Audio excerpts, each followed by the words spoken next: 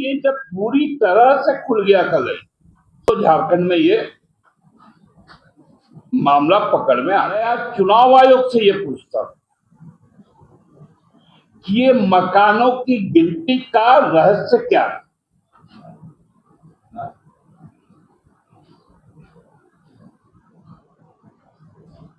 आप मेरे मकान का होल्डिंग नंबर लेके करेंगे क्या? नमस्कार, जोहार। फिलहाल झारखंड में बाकी राज्यों की तरह एसआईआर का भूत सता रहा है।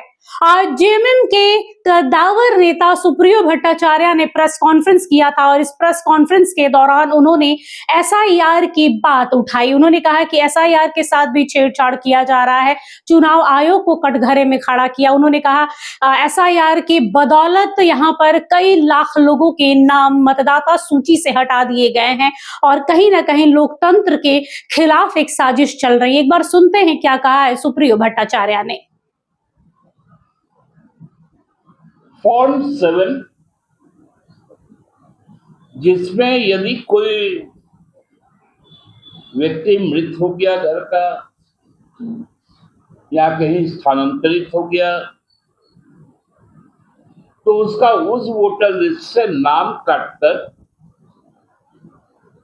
वो जहां गए हैं, यदि मृत हो गए तो उनका वोटिंग राइट खत्म कर दो, या फॉर्म 7 भर के यहां से नाम डिलीट करके आप जहां गए हो वहां पर नाम जोड़ दो फॉर्म 6 के साथ। और तीसरा फॉर्म होता था फॉर्म 8 जिसमें मान लीजिए सुप्रियो भट्टाचार्य मेरा नाम है, मेरे पिता का नाम स्वर्गीय मनिंद्र चंद्र भट्टाचार्य है, तो मेरा नाम सुप्रियो के जगह सुपरियो हो गया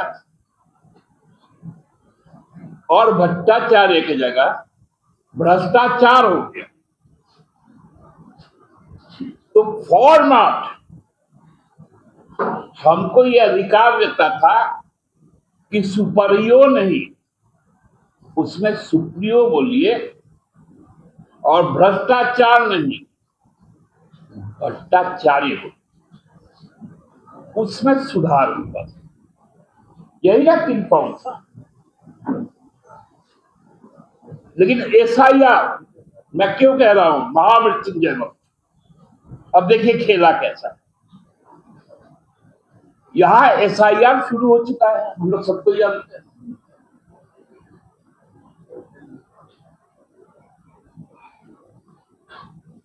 साढ़े 12 लाख नाम आप काट चुके हैं,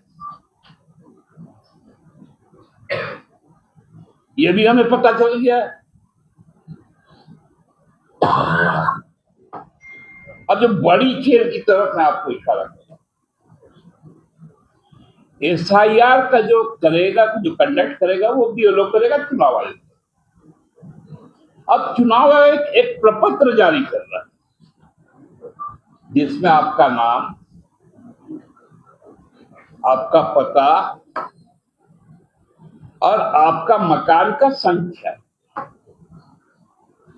देखिए इसको पकड़ना पड़ेगा बहुत अच्छे से।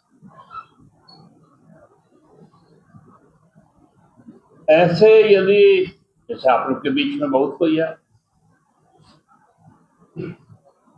मुझे मालूम है कि राज झारखंड मुक्ति मोर्चा को तो वोट नहीं देगा,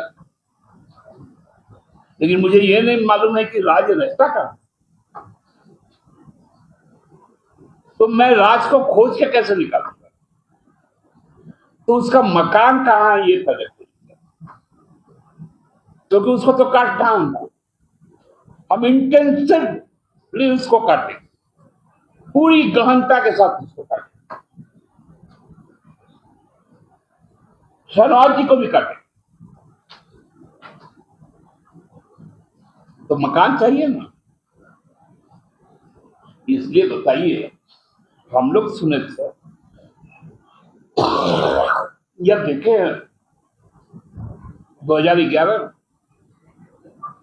जब सेंसस हुआ था, पॉपुलेशन सेंसस, तो मकान नंबर लिखा जाता था और मकानों की गिनती होती। लोकसभा में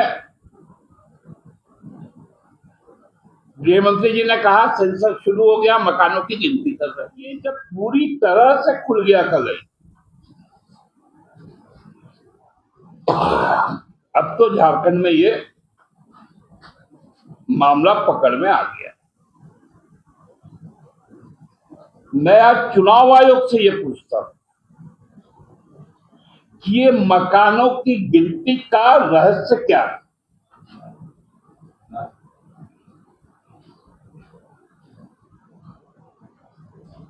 आप मेरे मकान का होल्डिंग नंबर लेके करेंगे क्या?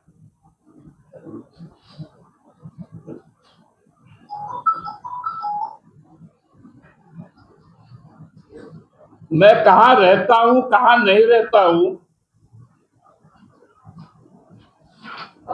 उसका जवाब तो मेरा प्रमाण पत्र देगा। मेरा मकान क्या करेगा? और मैं यदि किराए के मकान में रहता हूं तो क्या मेरा वोट का मताधिकार नहीं रहेगा? क्या हम इस देश के नागरिक नहीं रहेंगे?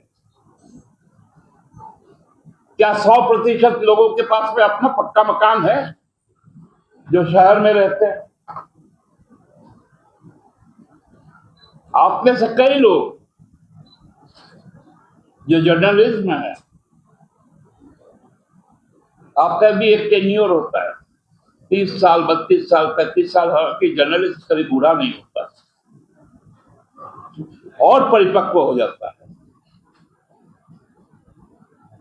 लेकिन हर पेशे में लोग रिटायर करते हैं, तब तक वो भाड़े के घर में भी रहते हैं, सरकारी क्वार्टर्स में रहते हैं,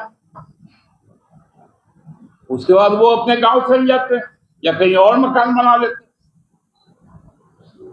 तो भाई ये सरकारी क्वार्टर्स का होल्डिंग नंबर आपको कहां से मिलेगा? मैं किराए के घर में रहता हूं, मुझे क्या मालूम मेरा होल्डिंग नंबर क्या है?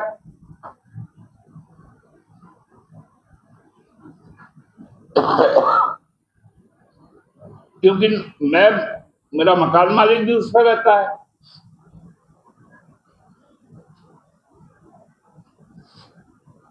कई अपार्टमेंट एक ही होल्डिंग नंबर पे है।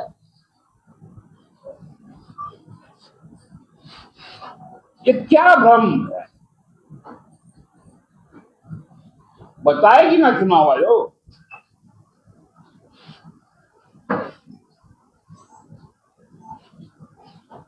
हम वोटर रहेंगे कि नहीं रहेंगे ये पूछो।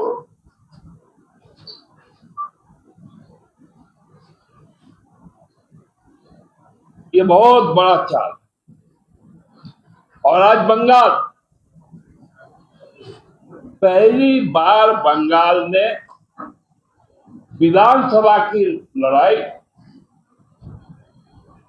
राजनीतिक दलों के बीच में नहीं,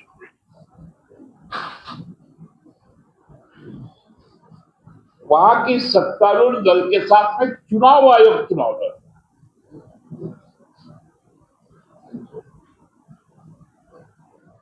क्या फरमान है? 72 घंटे पहले मोटरसाइकिल पर सुबह 6 बजे से शाम को 6 बजे तक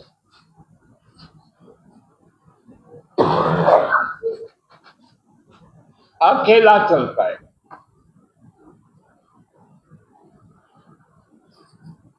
वोट देने भी वो अपनी पत्नी को या बहन को या माँ को बैठा के देते नहीं। आपको हमारा ये वीडियो अच्छा लगा तो इसे लाइक करें, शेयर करें और हाँ, सब्सक्राइब करना ना भूलें।